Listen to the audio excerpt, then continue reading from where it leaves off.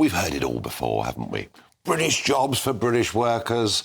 British people will be at the top of the list for council housing, and yet there is a feeling, there is a perception in the country that that simply isn't the case. A feeling that people come here as refugees, they come here maybe across the Channel, and they're allowed to stay.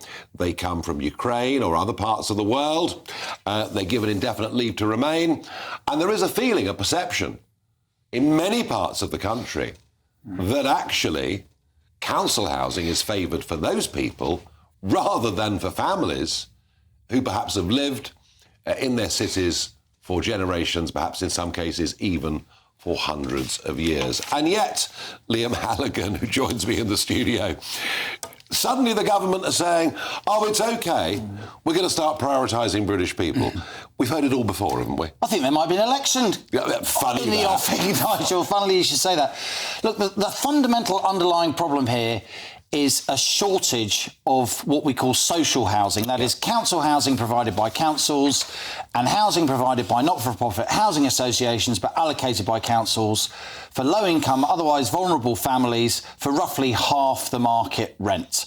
Now, in 1979, at the eve of the Thatcher era, a third of British households lived in social housing. A third. 1 in 3. It's now about 1 in 8. Even so, we've got far fewer council houses, social housing, than we had because we sold lots of them off. They weren't replaced.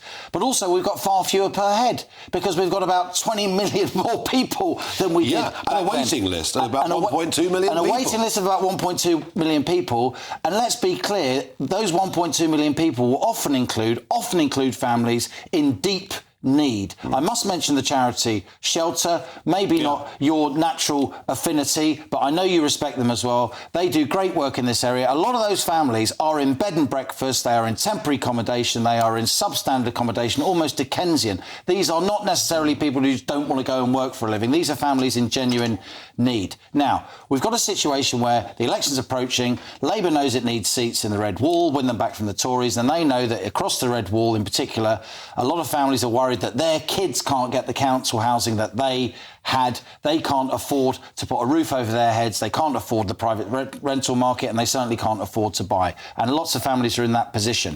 That's why Labour and the Tories are now sort of vying with each other. British homes for British workers. Even Gordon Brown did it back in 2010. Didn't do him any good. So let's have a look at the numbers. Let's have a look at the numbers. Because you rightly said, I thought you were very careful with your language, there is a perception in some areas. Now, 17% of the British population is now foreign-born, right? But only 10% of council housing across the country is given new council housing tenancies to families headed by somebody who is foreign-born. So across the board, actually, foreign-born families or foreign-born parents who have kids here are underrepresented when it comes to council housing. But, and it's a key but, in some parts of the country, for instance, where I grew up, the London Borough of Brent. I'm a proud boy from Kingsbury, a hyper-diverse borough, even in my day, even more so now. 40% of new council house tenancies goes to foreign-born heads of family. In south of the river, not that I ever go south of the river as a North Londoner, south of the river, in Southwark, it's 29%. And I could give you similar numbers. I won't bamboozle everybody at this time of night with numbers. I could give you similar numbers for areas in the Midlands, the North West, and even some wards in the North East. So when some, indigenous, if you like, families saying it's not fair, they do have a point. But a lot of people will throw at them the general statistics across the country that show that foreign-born households are not overrepresented on the council house waiting list and tenancies, even though they are in specific areas. There are some groups, though, sub-Saharan Africans, appear to be, take up a huge percentage of social housing. So it depends, to some extent, with migrant groups, how upwardly mobile they've been or they haven't. And clearly this particular group, sub-Saharan Africans... there aren't many Hong Kong Chinese who have emigrated here who are in social housing, for instance. Exactly.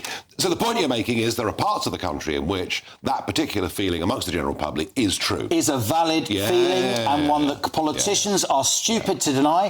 Hoity-toity economists like me are wrong to dismiss. This is real people's lives and livelihoods. Take it from me. My mum grew up in a council house, 10 kids, as did many of my cousins. I was first generation home ownership. I understand absolutely to my fingertips the gnawing insecurity that comes from having a council house and worrying that your kids who have low-income jobs or other difficulties in their lives won't get a council house, even though you've been paying into the system for generations. Yeah, and they can make these promises because it's an election, but nothing will change at all.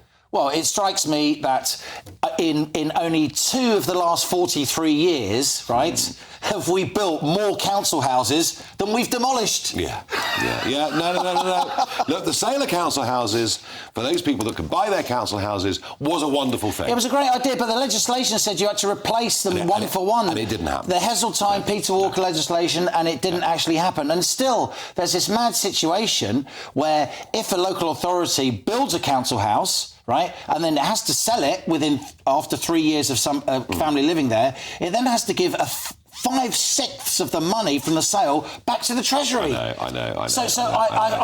I really sympathise with local council leaders, and I know many that they converse with me. I wrote about them in my book, Home Truths. They want to build council houses, but it just doesn't make any sense because they're going to have to sell them on immediately, and it's not as if they can keep the money to build more. The Treasury rules, the ever-grasping centre, the Treasury Whitehall, they want 5/6 of the money back. This needs a complete rethink. We ran a feature last night on Bakewell. Market town up in Derbyshire, the last bank about to close, the usual problem, Liam. Nice with a cup of tea as well. Well, funny enough, it was Adam Cherry, our correspondent, was there. It was really quite amusing. But I mean, again, the small business, the market trader, he's taking 5s and 10s. He's now got a 25-minute drive to bank his cash. All of that stuff. Another bombshell today from Lloyds. Indeed, that Bakewell story, it shows that a big kind of banking desert, if you like, up there in a beautiful part of the country. It's indicative of branches closing, high streets being hollowed out, not just in towns, but many cities as well. And I think maybe under the cover of that NatWest announcement up in Bakewell, knowing that we were all talking about NatWest and Bakewell, I think Lloyd just slipped out the news that, we're going to lay off 1,600 people as well in our branch network because we're closing lots of branches. 10 years ago, Nigel, 2012, there were 14,000 branches locally of banks and building societies. How many now?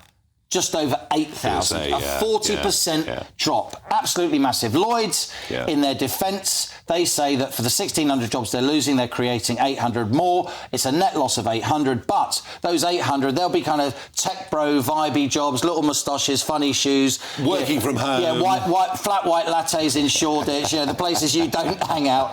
And it will be the little local part-time jobs for families in banking branches, the convenience of keeping local communities together through the banks. Across the country, they're the ones that will lose their jobs. So, yes, we're losing only 800 jobs from Lloyds, but I think, for me, we're losing a lot more than that. Yeah, and as you say, the impact on local communities.